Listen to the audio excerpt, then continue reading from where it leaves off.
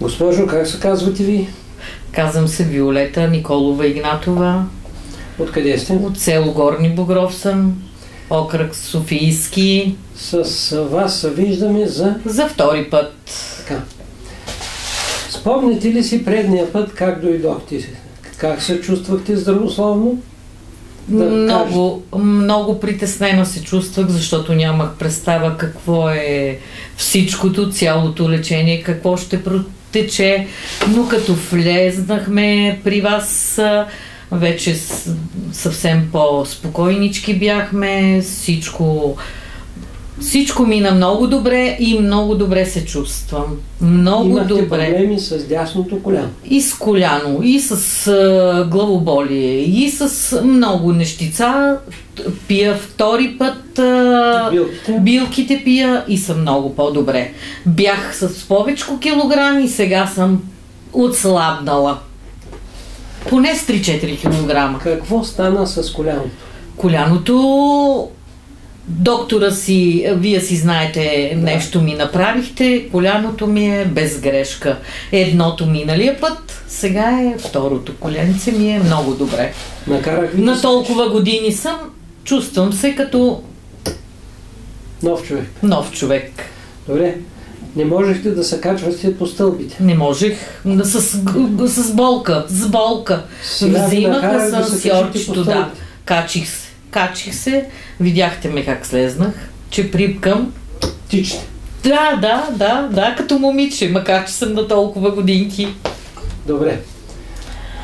Направихме една процедура за врата, за гръбначния стълб и за дишането. Да. Какво стана с врата?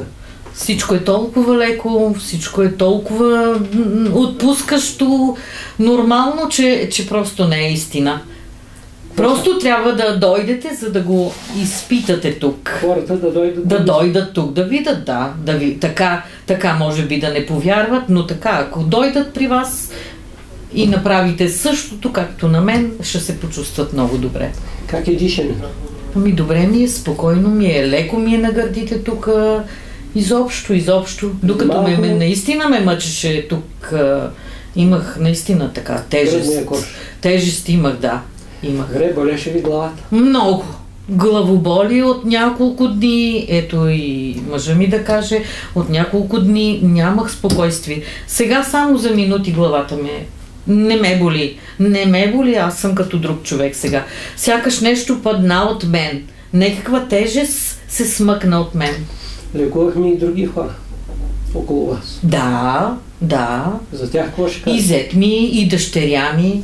Зет ми просто момчето, защото той е на 40 и колко годинки, едва дойдохме до тук, волана не можеше да си държи. След процедурките тук при вас и си тръгнахме, нали всичкото, и стигнахме на Златна Панега. Отивахме си вече и седнахме да пинеме по кафенце. И той неволно, защото той с тая мисъл е свикнал, че не може и му е трудно, с тая ръка му е трудничко, да, не може. И Боже, бабо, аз си хванах чашата. Наистина, сега като го казвам, настръхвам така, защото той наистина се израдва, момчето. Вика, аз чашата. Пристигнахме си вкъщи на обяд, обядвахме си вече у нас. Вилицата си държа, вика, държа си вилицата. Аз не можех. Наистина. Истина е това, което го казваме. Истина, който не вярва, да дойде, да го почувства, да го види, да се увери, да е сигурен. И ако нещо не вярва, да ме заплюва, да дойде, да ме намери, да си поприказва с мен. Добре. Да. Аз много ви благодаря за този запис. Ние колко благодариме, ние сме много благодарни, много сме доволни и съжаляваме, защо не сме дошли по-рано. По-рано.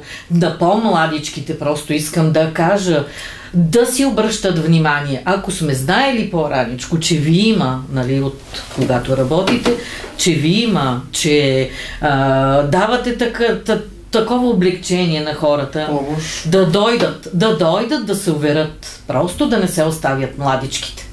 Да не се оставят. Ние сме на толкова години, ето го и него, нека кажат на колко е години. Чувстваме се много добре. Откакто пиеме вашите билки, много сме доволни. Ще продължиме да идваме, ще пиеме. Благодаря, госпожо. И аз много благодаря. Да сте живи.